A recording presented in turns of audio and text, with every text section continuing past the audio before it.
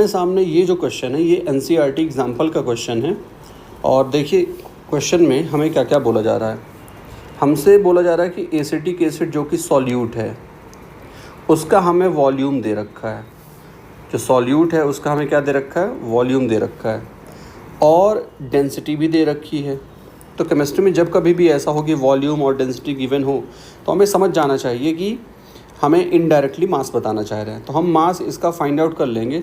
तो mass is equal to density into volume हो जाएगा। फाइनली जो मास आएगा वो कितना आ जाएगा, इतना। ये सॉल्यूट का हमने मास निकाल लिया। ठीक है, क्यों निकाल लिया, पूरी लैंग्वेज पढ़ लें तो बात समझ में आ जाएगी।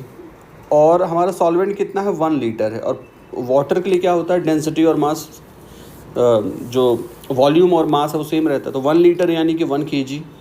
फिर क्या बोल रहा है, depression in freezing point observed है ना। तो ये देखिए ऑब्जर्व्ड बोल रहा है, यानी कि ऑब्जर्व्ड डेल्टा TF कितना है, 0.0205 ये दे दिया। ठीक है, डिफरेंस जो होता है चाहे केल्विन में लिखो या सेल्सियस में सेम रहता है।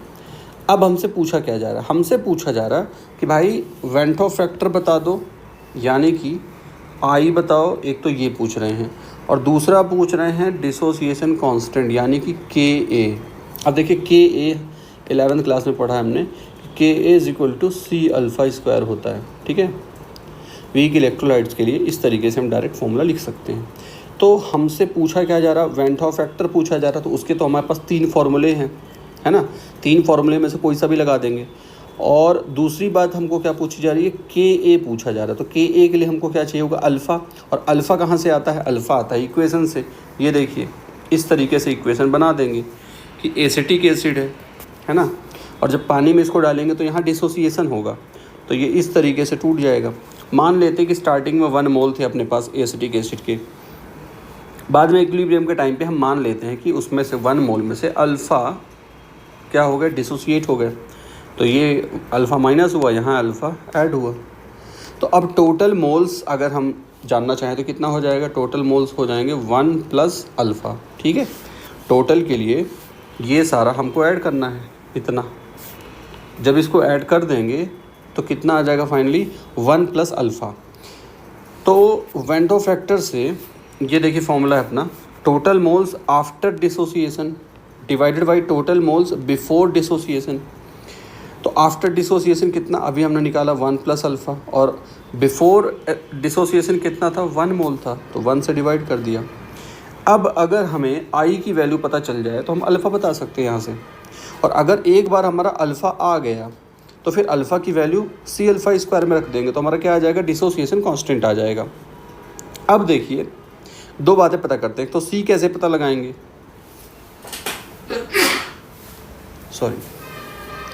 एक तो C कैसे पता लगाएंगे, दूसरा ये हम आई हमने कैसे पता लगाया। ठीक है, अब थोड़ा पीछे चलते हैं। तो आई के लिए तो हमारे पास 3 फार्मूले हैं। हमारे पास आई पता करने, वेंटो फैक्टर पता करने के लिए 3 फार्मूले हैं भाई। एक फार्मूला है कि आप या तो पता कर सकते हो मोल्स की हेल्प से, है ना। दूसरा आई की वैल्यू पता कर सकते हो आप मोलर मास की हेल्प से। और तीसरा तरीका है कोलिगेटिव प्रॉपर्टी की हेल्प से कर सकते हैं पता। ठीक है, तो हमने यहाँ पे कोलिगेटिव प्रॉपर्टी की हेल्प से किया। आप चाहें तो मोलर मास की हेल्प से भी कर सकते हैं। ठीक है, तो देखिए आई इज इक्वल टू क्या होगा, observed colligative property delta TF और कैलकुलेटेड। अब ऑब्जर्व तो हमको क्वेश्चन में ही दे रखा है, ऑब्जर्व्ड वाली जो वैल्यू है वो क्वेश्चन में दे रखी है, और कैलकुलेटेड वाली हमने कैलकुलेट की है। तो क्या फॉर्मूला होता है इसके लिए, तो इसके लिए फॉर्मूला होता है delta TF is equal to KFM। ठीक है, तो KF की वैल्यू हमको पता है 1.86 होती है, एग्ज़ाम में वैसे दी जाती है वैल्यू। ठीक है, और मोलैलिटी पता करनी है। अब मोलैलिटी के लिए क्या चाहिए, हमें चाहिए एसिटिक एसिड के मोल्स, है ना। इसीलिए हमने स्टार्टिंग में इसके मोल्स निकाले थे। तो मोल्स कैसे निकाला जाएगा, मोल्स निकाला जाएगा हमें जब इसका मास पता हो। हमने मास निकाला था स्टार्टिंग में ही, और मोलर मास इसका हमें पता है। तो डिवाइड करेंगे तो फाइनली कितना आ जाएगा, इतने मोल्स आ जाएंगे ये। ठीक, तो ये जो आपके पास कैलकुलेशन है ये किसका आ गया, मोल्स का आ गया।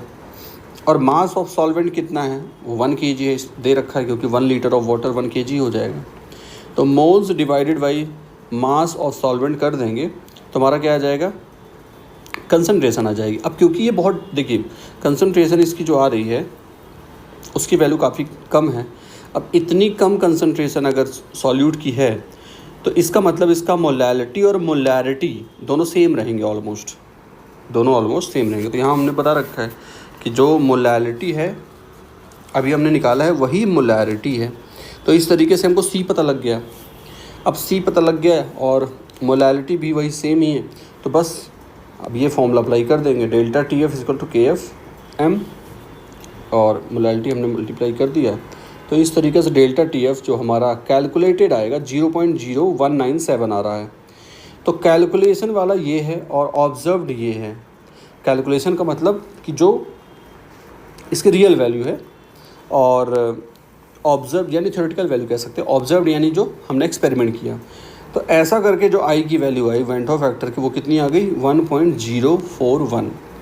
तो अब एक बार थोड़ा सा समराइज़ करते हैं, क्वेश्चन में हमसे पूछा क्या है और हम अप्रोच क्या लगाएंगे, ठीक है। तो देखिए हमसे पूछा जा रहा है वेंट ऑफ फैक्टर और दूसरी बात पूछी जा रही है डिसोसिएशन कांस्टेंट, ठीक है। तो देखिए अब डिसोसिएशन कांस्टेंट कहाँ से आएगा, तो वो आएगा सी अल्फ़ा स्क्वायर से, यानी कि हमको क्या करना पड़ेगा, अल्फ़ा निकालना पड़ेगा। अल्फ़ा कहाँ से आएगा, तो अल्फ़ा के लिए हमें इक्वेशन बनानी पड़ेगी, ठीक है।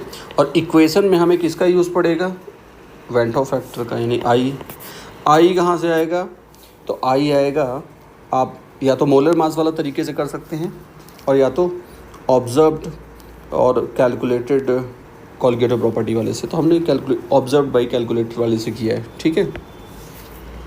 तो इस तरह से डेल्टा टी एफ हमें ऑब्जर्व्ड वाला पता होना चाहिए और कैलकुलेटेड वाला उससे आ जाएगा।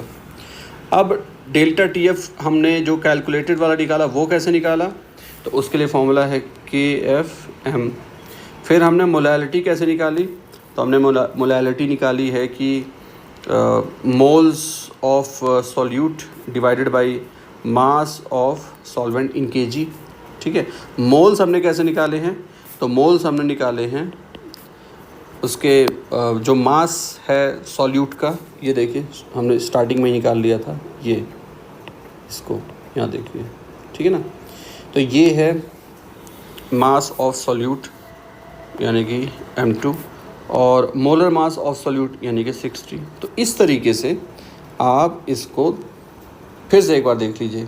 डिसोसिएशन कांस्टेंट Ka है, कहाँ से आएगा, सी अल्फ़ा स्क्वायर से आएगा।